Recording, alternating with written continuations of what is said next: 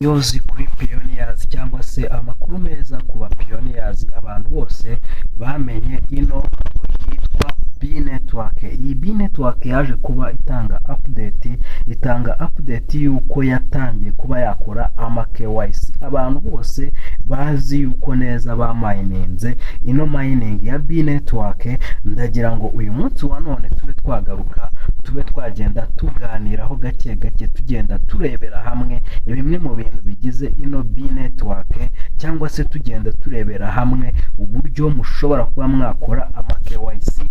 Murabona yuko B-Network yaje kuba yahindura ibintu byayo byose ibishyira ku rundi rwego.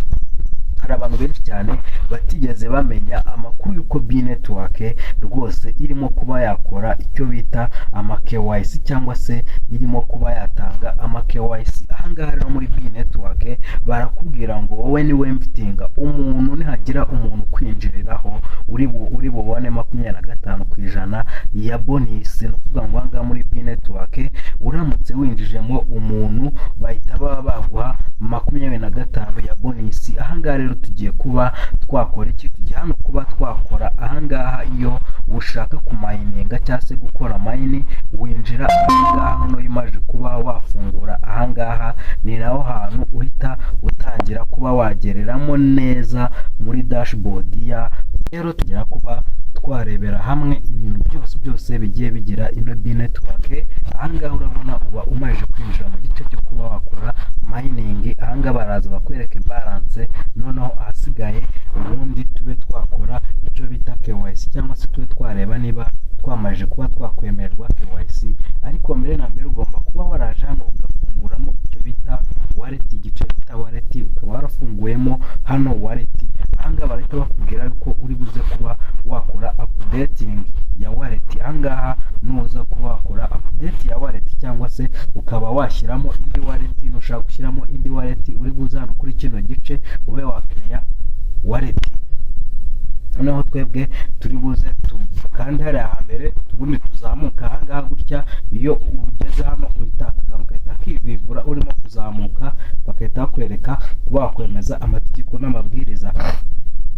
Ahangaha barakubwira ahangaha kuza gushyiramo password. Ahangaha uri bushyiremo new password. Ni ukuvuga ngo ahangaha uraba ushaka wenda kuba washyiramo password. Numara gushyiramo hano ama password, uraza ahangaha uhite ukora confirm, ube wakomeza. Abarahita kuvuga ko ari step ya wallet password.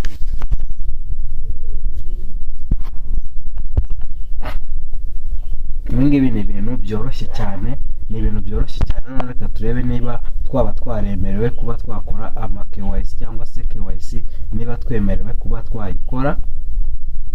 Turi buze ahangaha tube twashaka ahantu tugomba kuba twakorera KYC.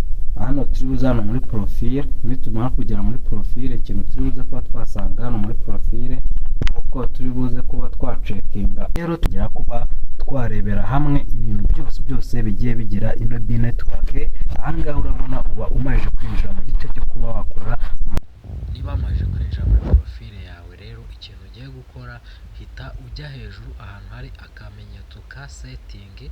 Numara kugera ku kamenyetso ka setting, niho hantu uri buhite umanuka ukahita usomera ahantu handitse KYC. Ubundi asigaye ugahita wemeza kuba wajya muri KYC. Nusanga KYC yawe yemewe, ikintu kiri buze kuba kibaho nuko KYC yawe uri buhite utangira kwa applyinga. Ariko nongera kubwira abantu yuko ino KYC ya B-Network iyo uyibonye rimwe gusa, ugakandaho rimwe gusa ukayibona, rwose nuko uhita uyikora. Bivuze ngo KYC ya B-Network uyikora witeguye. Hariya hantu muri setting uhafungura witeguye no guhita ubikora. Niyo mpamvu ngiye hano muri video mpagize simite mbebereka, kubera yuko uyikora witeguye kuhita unayikora. Iyo wibeshyeho gatoya ikagucika utayikoze, batanga amahirwe rimwe gusa, bihita birangira. Utegereza igihe kingana nk'iminsi 30 umayininga buri munsi udasiba n'umunsi n'umwe.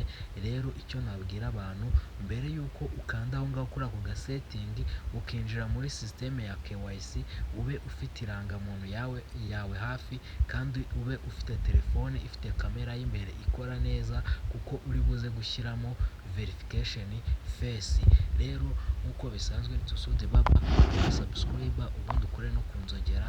Ciao ciao.